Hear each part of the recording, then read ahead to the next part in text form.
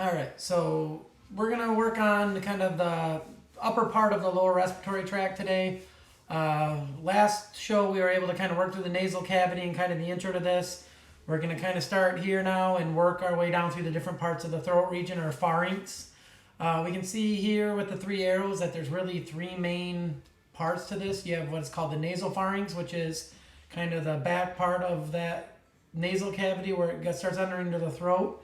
The area behind the oral cavity is considered the oropharynx. And then we finally have the laryngopharynx, which is beneath the oral cavity opening there, but down where the larynx is going to be the opening to the respiratory tract.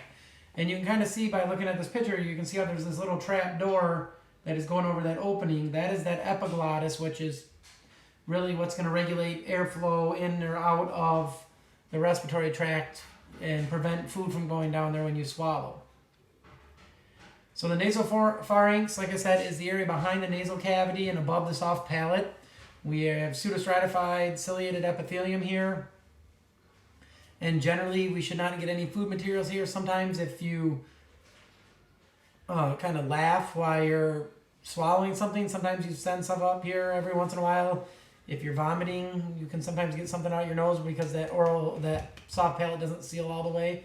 But generally, it should block material from going up there. It is connected to the middle ears to equalize pressure through those eustachian or auditory tubes. It lets us relieve that pressure from the middle area there into that. There's also some lymphatic tissue in this area called they're tonsils, but sometimes they call them adenoids. But you have tonsils that are close to those auditory tubes to kind of prevent anything from getting in there, as well as there's some pharyngeal tonsils on the back wall of the nasopharynx. Beneath that is the oropharynx. This is that middle region. This is where food is going to pass through, as well as air if you're breathing through your mouth or your nose. So it's the soft palate down to the hyoid bone, which is this one right here. Again, non-keratinized stratified squamous because you are eating. This is there to prevent any issues of mechanical abrasion or hot or acidic foods, for example. It also contains some tonsils as well, palatine and lingual tonsils at the base of the tongue and along the back wall there. The laryngopharynx is the most inferior of the bunch. It is beneath that hyoid bone down to the opening of the the opening of the larynx called the glottis. This serves as a passageway for both food and air. Again, going to be stratified squamous. It would stay stratified squamous if it was food traveling down the esophagus. We're going to see with the respiratory system, though, you're going to pass through that opening in the glottis, underneath the epiglottis. The air will pass through that and head down into the trachea in the respiratory system. There is an opening into this larynx. And again, the larynx is that, a lot of times referred to as the Adam's apple. This is made up of mainly hyaline cartilage. A number of pieces of cartilage there. Like it says there are 9 pieces of cartilage. The main one being the thyroid cartilage, that large kind of butterfly-shaped piece that your thyroid gland sits over. That is the thyroid cartilage. It helps hold in some muscles and ligaments in place there that are going to help control your vocal cords. We're going to see that there is a number of different types in here. To me, knowing that thyroid cartilage and the epiglottis are kind of the main structures I want you to know. I would say know that there's other pieces of cartilage that form this, but I'm not going to test you on your cartilage structure pieces on this. But you can see all the different pieces of it here. You have that thyroid cartilage is the most obvious one there. Kind of that cricoid cartilage underneath that are kind of the 2 main ones you can see from the front. The rest of that you can see there's a lot of pieces that help form this. And again, it's housing those vocal cords and other things like that, and allowing that epiglottis, which is on the picture right here, is going to be that valve that really, when you're swallowing, prevents any food from going down that opening, and when you're breathing, lets air pass through. Again, thyroid cartilage, easily the largest one here, more prominent in males than females, tends to enlarge during puberty. Again, kind of the most obvious one that you're going to see. Cricoid cartilage is ring-shaped underneath that, just underneath that. And like I said, the epiglottis is that kind of one that looks something like this that can act as, like I said, a door to let stuff in there or not, and closes that opening when you're swallowing. The other ones there, I would say know that they exist, but they're smaller, located internally, and not anything I was going to point out or anything here. Then the big thing that's different about the epiglottis is it's the only one that is made of elastic cartilage and not that hyaline cartilage. And again, it's because it needs to be able to spring back and forth with that. We're going to see within this, there is some of these extrinsic and extrinsic ligaments. These are helping to hold the cartilages in place, at least on the extrinsic, where the intrinsic ones are going to actually include your vocal cords. So these are some connective tissues that can vibrate in response to air passing by and can generate sound. And those would be those vocal ligaments. Covered with mucosa, the true vocal cords are. And again, these vibrate when air passes by them, and those vibrations resonate within your nasal cavity, your oral cavity. By you changing shape of your mouth and moving your tongue around, you're able to form different sounds that we kind of recognize as, at least for us, the English language. Obviously, other languages can do different sounds. They have different sounds.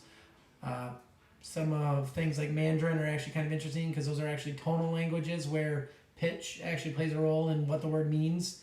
So English, not so much. I can say hi or hi, and they both mean the same thing. Certain tonal languages, something like ma might mean one thing and ma might mean something else. So kind of interesting in that one. Lots of different types of languages, how they are kind of figured out and how they came up with them, kind of beyond me on some of that. Again, you do have some ligaments that are false vocal cords called the vestibular folds that are outside of those vocal ligaments. They protect the vocal cords but are not what's vibrating in response to that. So if you look here, this is kind of showing you without all the epithelium and everything in here, those vocal ligaments. You can see the intrinsic cords here. These vocal cords, these are that kind of connective tissue cords that are going to vibrate, again, covered with epithelium and sealed on the outside areas here and here. But these are going to be what are going to vibrate in response to that sound passing by, that air passing by them and create the vibration. So this is what it looks like more with all the epithelium and everything on there, kind of showing that and how you're using kind of like the different cartilages as almost as a, kind of if you think of like a bow and arrow, kind of as the bow that's holding our bowstrings right here. And again, much like a guitar string, if you pluck a bowstring, it'll vibrate and makes a sound.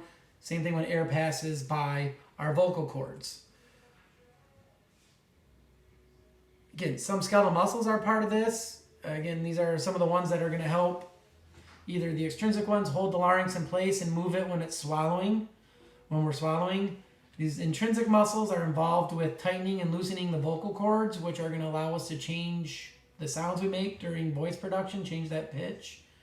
And again, also some of these help close that epiglottis when we're swallowing. And really, sound production comes from the fact that these vocal cords are going to vibrate when you're exhaling. So as you have air going out, it's going to cause those to vibrate. And really, we can change kind of the loudness and pitch on this stuff here in order to generate some of these different sounds. Range is just how thick are your vocal cords. This is something that is kind of a property of your vocal cords. This is not something you can tweak too much. Men tend to have longer, thicker vocal cords, therefore have deeper voices and are in a lower range or lower register. Females tend to have tighter vocal cords and shorter vocal cords, which will vibrate at higher frequencies and there have higher pitch or range on that one. When we're actually talking about the sounds that you're making, when you're talking about something like this or something like this, that's pitch. It's kind of like if you think about like a single guitar string, if you tighten that guitar string, it's going to kind of go up in pitch. That's the same thing that happens with our vocal cords. We can tighten these vocal cords with our muscles and you will get a higher pitch because it's going to vibrate faster when that vocal cord is tighter. Because of that, we can change that pitch. More tension equals higher pitch. Again,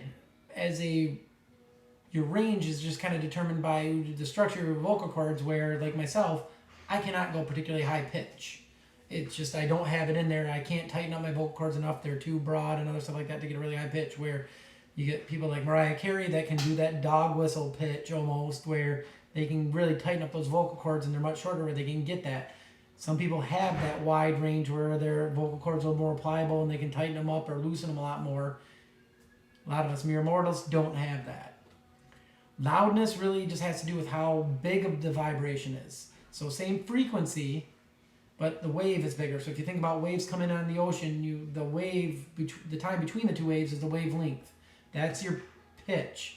The size of the waves can come in every 10 seconds. So other things that are needed for speech are your pharynx, in the different oral cavities, the sinuses. This is all stuff that is going to resonate that sound. If you get inflammation here, sometimes it reduces the ability due to inflammation and swelling, reduces the ability of those vocal cords to be able to vibrate. And that's what we refer to as laryngitis. Sometimes it will cause loss of sound production. And this just shows you the actual laryngoscope going in and actually showing you those vocal cords. If you're bored, you could actually go online and search on YouTube, and they actually have done laryngoscopes of Steven Tyler from Aerosmith singing different songs, and you can actually see how the vocal cords vibrate on a lot of that. And like I said, next time we'll look at some more of this further down.